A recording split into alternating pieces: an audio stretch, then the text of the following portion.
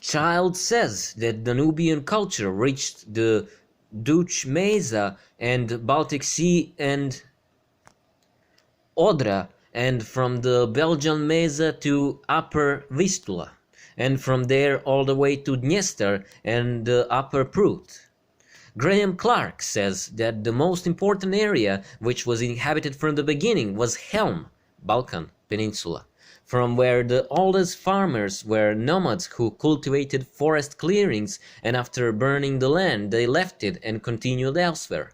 Thus the people of Starchevo spread to the north through the valleys of Tisa and Keresh. These shifts sometimes resembled real migrations. In this way, the first half of the state was inhabited by In this way, in the first half of Imetstvo was inhabited Thessaly and northern coast of White Sea. At the same time, traces of the Danubians can be found on the shores of Dardanelli, on the Black Sea, in Vlachian lowlands and in Transylvania. Then they reached the shores of the Adriatic Sea, following the river valleys, primary Drim and Neretva rivers. The first Serbian sites from that time in Thessaly and central Greece show the complete unity of their culture with the Danubian region. All writers who have studied the prehistory of the Danubian region completely agree that this is a great expansion of the Danube farming population and emphasize the uniqueness of their culture in all newly inhabited areas. Graham Clark says that from Starchevo area to Odra there are about 1,000 kilometers away from Rena and Mesa to the Vistula and the Upper Dniester, about 1,500 kilometers. The first peasant developed pottery with decorations and meanders and spirals and formed a great cultural unity. This cannot be explained otherwise than by the assumption that the whole area was inhabited quite quickly. The place of their departure was in the area of Middle Danube and then Lower Austria and Bohemia. They moved along the great rivers to the east, all the way to Vistula and the Dniester. To the north along the Vistula all the way to Odra and Elbe, and west along the Danube across to Saxon and Rhine and to Meuse.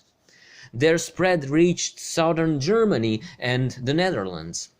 Bosch-Gimpera compliments Clark and says that the migration from Danube moved through Morava and Vardar to Thessaly, and in other direction they reached the Adriatic, Šibenik, and the island of Hvar.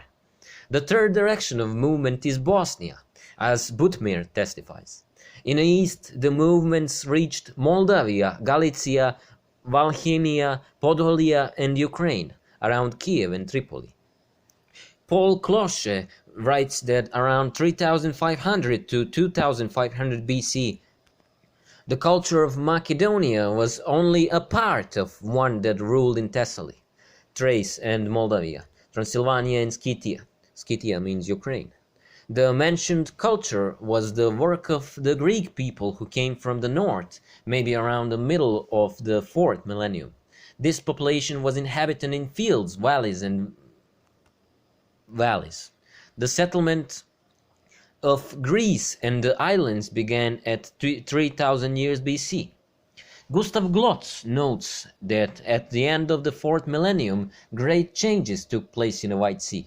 Around 3500 BC, culture from Danube and southern Russia entered Thrace, Macedonia and Thessaly and slowly reached Leucada, as well as Phocis and Boeotia, all the way to the Gulf of Corinth. Although it had local characteristics, this culture shows its unity. Radivoje Pešić, in his article In the Footsteps of the Autochthonity of Slavs in Balkans, published in Catena Mundi, says, further north to the Dnieper and the Dniester, they expanded their expanses with the contents of the Tripoli culture, which, among other things, suggests the homogeneity of ethnic formations. Ancient historians, however, are most often controversial in their information about the ethnic formations that cover these, albeit very wide areas, but some of them also have hints, at least pale and uncertain. The vague notions that Herodotus had about tribes and ethnic formations more or less far from his possible horizon produce contradictions and unreliability that, instead of enlightenment and necessary construction, would be doubled by some of his contemporaries and later historians.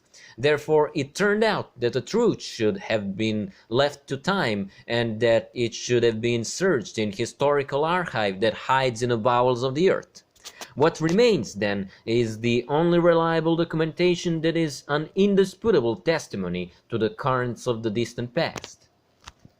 However, Herodotus says that Thracians, which is the renamed name of Rashani, are the most numerous people in the world. At least they come right after Indus. In fact, the Thracians once owned an entire Balkan peninsula from the Black Sea to the Adriatic, while in the north the Dacians reached so far to the middle course of the Odra, the lower reaches of Vistula and the Dniester Rapids. Regarding the so-called Aryan language, Wells says, "At one time in a distant past, in the Neolithic times, say 8,000 years or more ago, there could have been a single original language from which all these Aryan languages developed. Somewhere between Central Europe and Western Asia, there must have been several mixed tribes that used and developed one language. It is fitting for us here to call them the Aryan people." Wells believes that this common language was spoken and embodied in a period of 6,000 to 5,000 years before Christ.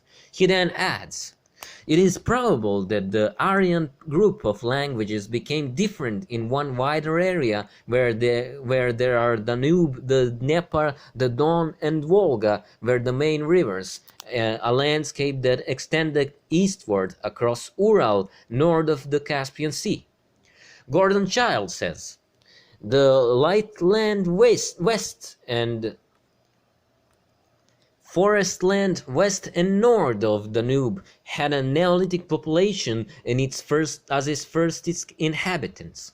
His whole education, down to the smallest detail, remains the same as that which spreads from Hungary to northern Germany and from Galicia to Belgium." Elsewhere he says, "The first educational center in Macedonia was Srbica in the river Bistrica in Greece. Macedonia as a whole becomes one province of Vardar education, which extends across Helm to the valley of the Middle Danube." 49th century. For the houses in Srbica on Bistrica, Childe says that they were built with adobe baked in cone clay cleans. It was actually the first brick. He then adds, "In Srbica, pottery is the same as in Vinča and with the same decorations. Vases were found on Epirus, Halkidiki, that are the same as those from Starčevo. The pottery of Starčevo is also located in Dimini, Trika. And in Serbia there are cups in the shape of an animal head, as well as in north of the Helm Peninsula.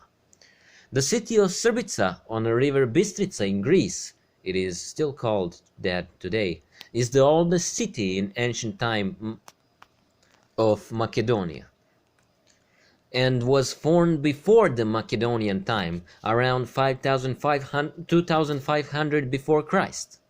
The new and very significant shift of Serbian population took place in period from 3300 to 3200 before Christ, when a large number of people crossed the Bosphorus and Dardanelles and settled in the western part of Asia Minor.